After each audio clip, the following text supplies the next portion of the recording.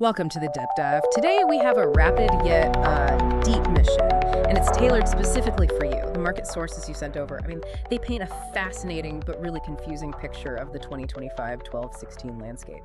So our goal right now is to just cut through all that noise, give you the shortcut to understanding the two core and kind of conflicting forces driving all this short-term volatility. Yeah, and that confusion is completely understandable. The market is, well, it's operating under what I call a dual axis impact. The dual axis. Exactly.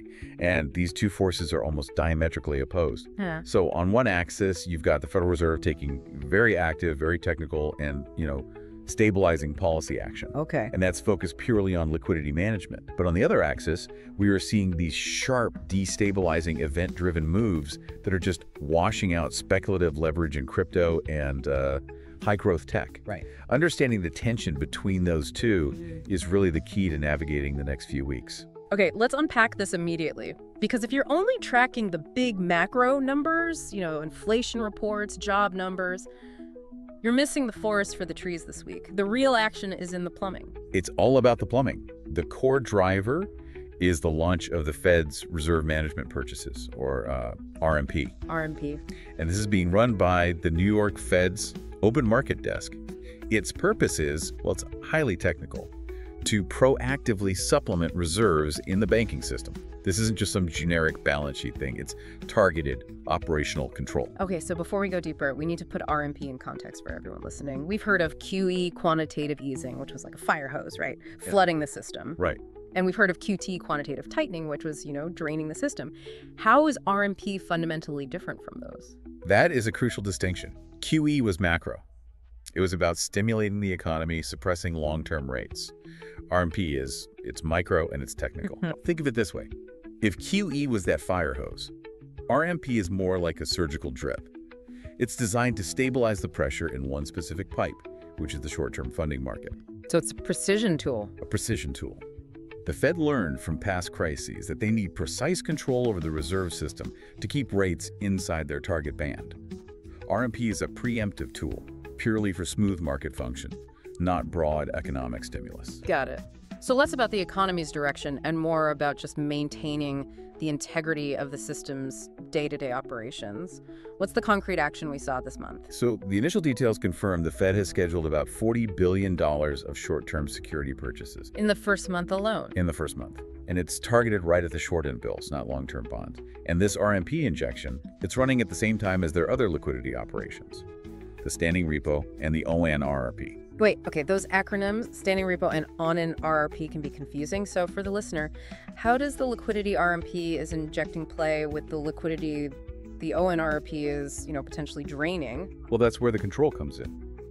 RMP is injecting reserves when the Fed sees potential tightness. The ONRRP is basically a safety valve that drains any excess liquidity. Ah, so it's a corridor system. Exactly. By running both, the open market desk manages a very tight band of supply. RMP puts liquidity in to keep things running, and the ONRP means they can pull money out if the market gets too loose. This launch really pushes short-end liquidity supply right to the very forefront of market variables. So it becomes the new core determinant. It is, for short-term rates and overall risk appetite. It sounds like the Fed is actively building a floor under short-term rates, and we can see this reflected in the Treasury market, can't we? Absolutely. The rates show this technical calm. The 10-year U.S. Treasury yield is pretty sticky, fluctuating gently near 4.15% to 4.2%. Right. And the 2-year yield, which is much more responsive to this stuff, is holding firm near 3.50% to 3.52%. Inflation's still above 2%, but this liquidity management explains why short-term risk is seen as relatively low, at least by the fixed income market. Okay, so on one side, you have the Fed technicians making things predictable, stable. But the second you look at risk assets, that stability just completely evaporates. That is the divergence. Look at the broad market indexes. They're showing remarkable resilience. It suggests the RMP is working, it's preventing a systemic liquidity scare. So VOO, QQQM, they're holding up. Yes, the S&P 500 ETF, VOVIS, is holding near its recent highs, and the NASDAQ Q100 ETF, QQQM, is also showing surprising stickiness. The liquidity is there, the major indexes aren't panicking. But dive just one level deeper into specific sectors, and the stability gives way to volatility driven entirely by headlines. And here's where it gets really interesting. Let's talk about the volatility engine, tech, specifically NVIDIA. NVIDIA is the perfect case study. NVIDIA stock is hypersensitive to any reports about the H200 chip export to China. Right, the regulatory whiplash. Total regulatory whiplash. We saw two almost contradictory signals in the sources this week. The initial read was positive, a signal that allowed export might be easing those crippling hurdles from the U.S. government. And that caused a buying frenzy. A massive impulse. Yeah. But then within hours, all that optimism was undercut by ongoing supply chain and regulatory approval uncertainty. The market is pricing in huge upside if approvals are confirmed, but it has to reprice down just as fast if the hurdles reappear. So that constant swing forces a strategy that's just purely reactionary. It tells us that for these high-stakes, policy-driven stocks, the old buy the rumor, sell the news is just too risky. You have to verify. The uncertainty comes from the fact that U.S.-China chip policy, it isn't static. It changes with the geopolitical winds.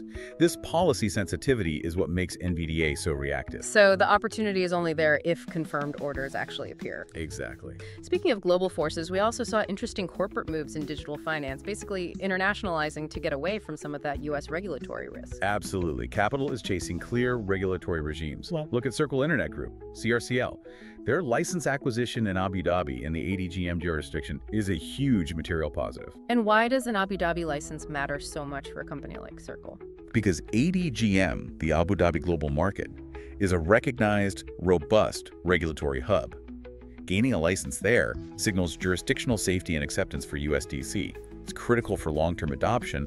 Having these clear signals from financial centers outside the U.S., it mitigates the risk of domestic policy changes. Which is why we're seeing similar moves from Coinbase and others. Precisely. Money is flowing where the regulatory pavement is smooth. Okay, so RMP stability is boosting broad market confidence, but policy uncertainty is just violently segmenting the tech market. Now, if we switch gears completely to the most speculative Axis crypto, the risk aversion just goes off the charts. It is a completely different risk regime. We have to look at the divergence between two key metrics. The traditional VIX, the fear index for the S&P 500, is moderate. It's sitting around 15, 16. Which signals general calmness. Right. But the crypto fear and greed index is shouting caution. It's sitting firmly in the fear, even extreme fear range, somewhere between, say, 16 and 29. Why the huge gap between the two? In a word, leverage.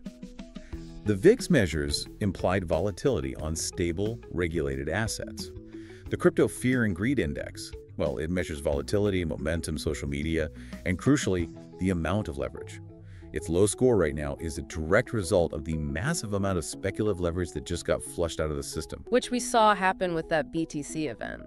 For listeners who weren't tracking it tick by tick, what was the engine behind that sudden drop? The sources confirm BTC had a rapid intraday dive on the 16th. It briefly fell into the $86,000 range, with the lowest trade just under that. The engine was mass liquidation. Too many people were over-leveraged on perpetual contracts, and a cascade of margin calls triggered an acute selling event. The ultimate risk amplifier. That volatility must be terrifying for anyone in the smaller, more esoteric token. It confirms the existential risks. We're still seeing activity in small speculative tokens, some just call them HYPE tokens, and things like pre-stocks on Solana. The sources are clear. These carry significant contract and liquidity risk.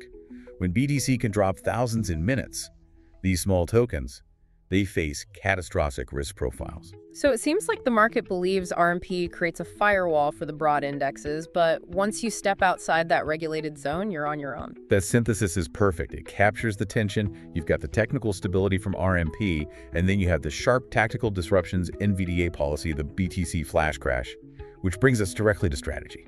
How do you plan for this? Let's talk forward strategy. If we accept this dual-axis world, what does it mean for portfolio management right now? Risk control is paramount. Flexibility is everything. Our recommendation remains: maintain adequate cash reserves. That buffer isn't just dry powder, it's a hedge against sudden volatility. And for those broad index positions, VOO and QQQM? We'd advocate buying in tranches. Don't deploy your whole allocation at once. This hedges against the chance that the event-driven volatility eventually bleeds into the broader market. Right. It forces discipline. Now, let's get specific on high beta names like NVIDIA, where news can flip a position in an hour. We treat the H200 news as a verify after the news opportunity. Don't buy the headline. Remember that whiplash. Only add exposure if you see substantial confirmed orders and approvals. If hurdles reappear, you have to have a stop loss or be ready to reduce exposure immediately. And in the crypto space, post-liquidation, what's the strict guidance? Significant precaution. BTC and ETH should only be small allocations of volatility exposure. But the key directive here is to strictly prohibit the overuse of leverage. Especially on perpetuals. Especially. The 16th was a clear demonstration of how fast the market can cleanse itself.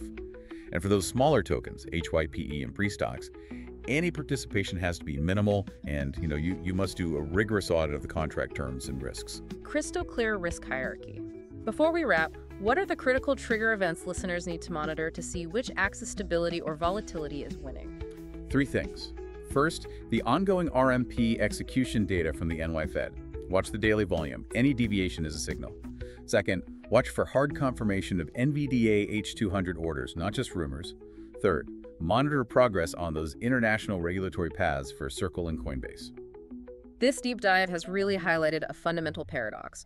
On one hand, you have the Fed building the sophisticated liquidity floor with RMP, guaranteeing stability in the system's plumbing. A stable foundation. Yet risk appetite, especially in the most speculative corners, remains deeply cautious. So here's the big question for you to think about.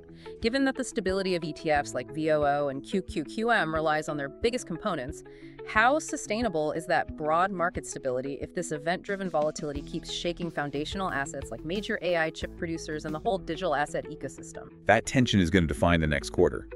It forces us to ask if the Fed's technical plumbing can really wall off the S&P 500 from the deep uncertainties in its most important growth areas. For now, the strategy holds. Risk control first, maintain flexibility, and never act on headlines before confirming the news. Sound advice. Thank you for the deep dive. We'll catch you next time.